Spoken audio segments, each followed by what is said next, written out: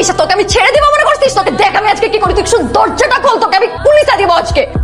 এত সুন্দর গার্লফ্রেন্ড রেখে একটা মেয়ে নিয়ে হোটেলে আসছে, তাহলে বলো নাকি? এই ভাই, এটা তো আমার রুম। যা, কত বড় সাহস আমাকে আটকায় রাখছে। তুই রিসেপশনে কল দেন না, তাড়াতাড়ি কল দেন। ফোন তো ধরতেছে না। আচ্ছা, আপনি কিভাবে জানলেন যে এই হোটেলে আসছে আপনার বয়ফ্রেন্ড আরেকজনকে নিয়ে? ওনার দেখলে কিন্তু বোঝা যায় যে ওনার শরীরটা ঝামেলা আছে। এরকম আছে, আমাদের গ্রামে আছে। আপনি এত বেশি কথা না বলে একটু দেখবেন কিভাবে দরজাটা খোলানো যায়। স্যার, রিসেপশনে কারো খুঁজে পাওয়া যাচ্ছে না। আমাদের কথা শুনে সবাই পালাইছে। সবাই পালাইছে? জি স্যার। কে কে? কি হয়? স্যার আমি তো চিনি না। চিনি না, জানি না, দুজন আমার এক রুমে। কাহিনীতে হেভি টুইস্ট আছে। স্যার আসলে আপনি যেটা মনে করছেন এরকম কিছুই না। আমি এখানে একটা অন্য কাজে আসছিলাম, ঘটনা চক্রে ভুলবশত আমি এখানে আটকা পড়ে গেছি। পুরোনো ঘটনা শুনতে শুনতে অবস্থ হয়ে গেছে। এক রুমে দুইজন ছেলে মেয়ে।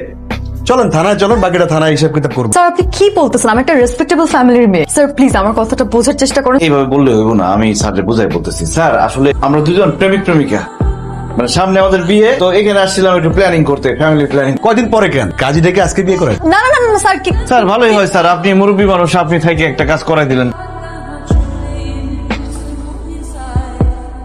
আরে এত চিন্তা করার কিছু নাই, বিয়ে যখন হয়ে গেছে আমি তোমার সব দায়িত্ব নিব, এইসব নিয়ে তুমি কোনো চিন্তা করো না। কি তুই আমার দায়িত্ব নিবি? তুই নিজের দায়িত্ব নিতে পারিস যে তুই আমার দায়িত্ব নিবি? আর তোকে কে বলতে যাবে তোর সাথে থাকবো, তোর সাথে সংসার করবো? পুলিশকে দেখে তো ইচ্ছা করে এটা করছিস, তাই না? সত্যি কথা বলতে কি, আমি এটা ইচ্ছা করে করছি। তোমার দেখার পর আমার মনে ধরে গেছে, তাই চিন্তা করলাম বিয়েটা করে হয়, সুযোগ যখন পাইছি। এত মানুষ থাকতে তোর আমাকেই চোখে পড়লো? আরে তোমার বয়ফ্রেন্ড তো একটা বাটপার, তার আশা করে তোর লাভ নাই। এখন আমি তোমার স্বামী, আমার নিয়ে খুশি থাকো। বলছি না আমি এই বিয়ে মানি না, তোকে আমি আজকেই ডিভোর্স দিব। শোনো, 3 মাসের আগে ডিভোর্স দেওয়া সম্ভব না। ঠিক আছে আমি তোকে 3 মাস পরে ডিভোর্স দিব, প্লিজ এর আগে আমার চোখের সামনে আসিস না। এটা কি বললা তুমি? এত কষ্ট করে বিয়ে শাদী সবকিছু বৃথা। কিসের বিয়ে? বলছি না আমি এই বিয়ে মানি না। যে কোনো বিয়ে হইলো তুমি আমাকে চেনো না, আমিও তোমাকে চিনি না। খবরদার আমার পিছন পিছন আসবে না। 1 সেকেন্ডে বিয়ে হইলো, 1 সেকেন্ডে ছেঁকাও খাই গেল। ফিরে আসলে যে খুব তো গরম দেখে চলে গেলে, জায়গা হলো না, আশ্রয় দিল না কেউ, অত সহজ না। আমার বাসা, আমি যখন মন চায় আসবো, যখন মন চায় বের হয়ে যাবো। তার জন্য আমার কাউকে কৈফিয়ত দিতে হবে না। তুই এসব কি ধরনের কথা বলছিস বাবার সাথে? বাবা যদি বাবার মতো না হয়, শত্রুর মতো হয়, তাহলে আর কি করব?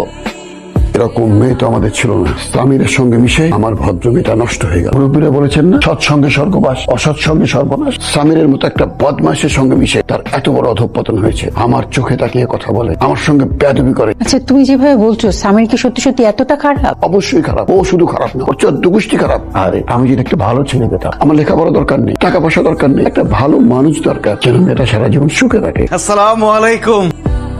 এই কে তুমি? আমি সাগর, আপনারাই তো তামান্নার বাবা মা, তাই না? হ্যাঁ। আমি আপনাদের মেয়ের জামাই।